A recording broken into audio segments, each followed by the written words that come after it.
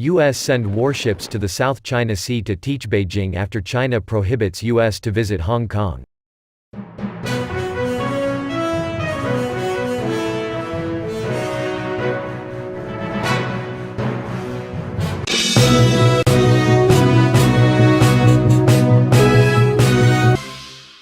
China said on Monday U.S. military ships and aircraft won't be allowed to visit Hong Kong, and also announced sanctions against several U.S. non-government. The measures were announced by China's foreign ministry in response to U.S. legislation passed last week supporting anti-government protesters. It said it had suspended taking requests for U.S. military visits indefinitely, and warned of further action to come. "We urge the U.S. to correct the mistakes and stop interfering in our internal affairs. China will take further steps if necessary to uphold Hong Kong's stability and prosperity and China's sovereignty," said ministry spokeswoman Hua Chunying said at a daily news briefing in Beijing. On December 2, an unusually strong surge of U.S. Navy activity in the South China Sea shows that Washington is trying to teach China a set of rules for operating in contested waters, official statements and scholars say. The Navy sent 2 ships into the Asian Sea, which is increasingly controlled by China but disputed by 5 other countries, last week after China sent its first domestically produced aircraft carrier into the same waterway for research and testing. Washington wants to show China that it must keep the economically and politically strategic sea open rather than trying to take tracts of it for exclusive use, the U.S. Pacific Fleet and the analysts say, although experts see little threat of armed conflict.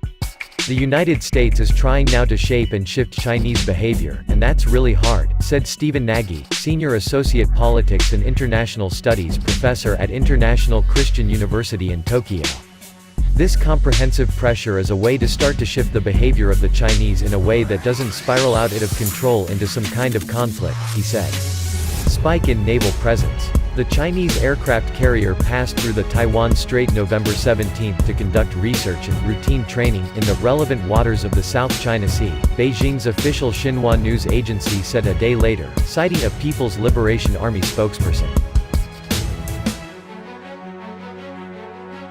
The carrier caught attention around Asia and in Washington because it's China's second carrier overall and the first it has built on its own.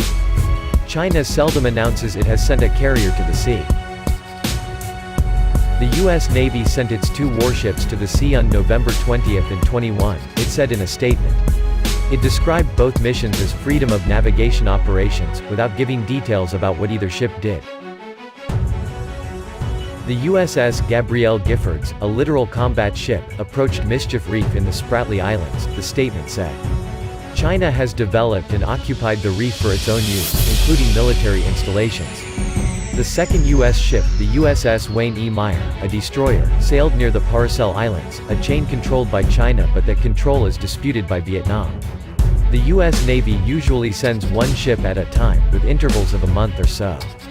Brunei, Malaysia, the Philippines, Taiwan, and Vietnam dispute all or parts of China's claims to the 3.5 million square kilometer sea that stretches from Hong Kong south to Borneo. They prize the sea for its fisheries, energy reserves and shipping lanes. International attention has fallen on China over the past decade because it keeps the strongest armed forces among the 6 claimants and maintains the most advanced infrastructure, such as military aircraft hangars, among the sea's hundreds of tiny islets. Beijing cites historical records to back its claims. Trying to show China.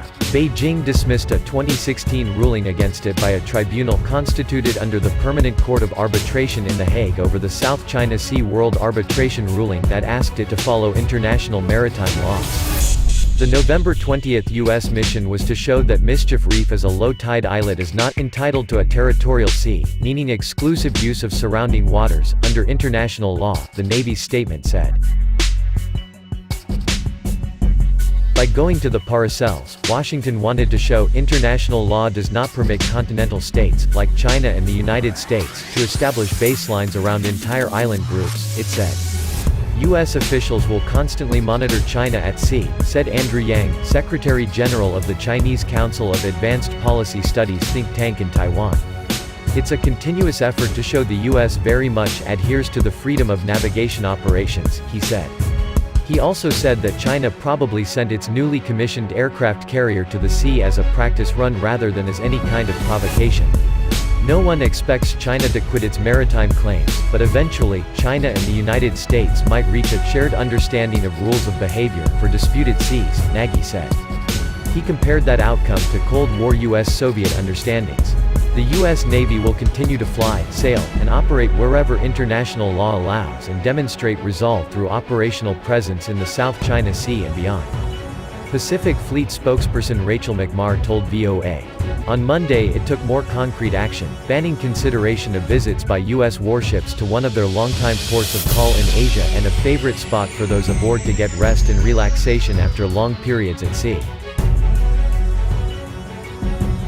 Just over a year ago, the aircraft carrier USS Ronald Reagan and ships in its strike group carried some 7,000 personnel into Hong Kong in what at the time was seen as an easing of tensions between Washington and Beijing over China's military buildup in the South China Sea.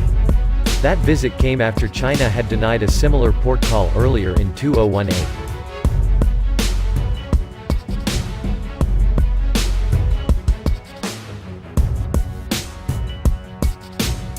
But in August, while protests were heating up in the city, China rejected scheduled visits by the amphibious transport dock USS Green Bay and the guided missile cruiser USS Lake Erie.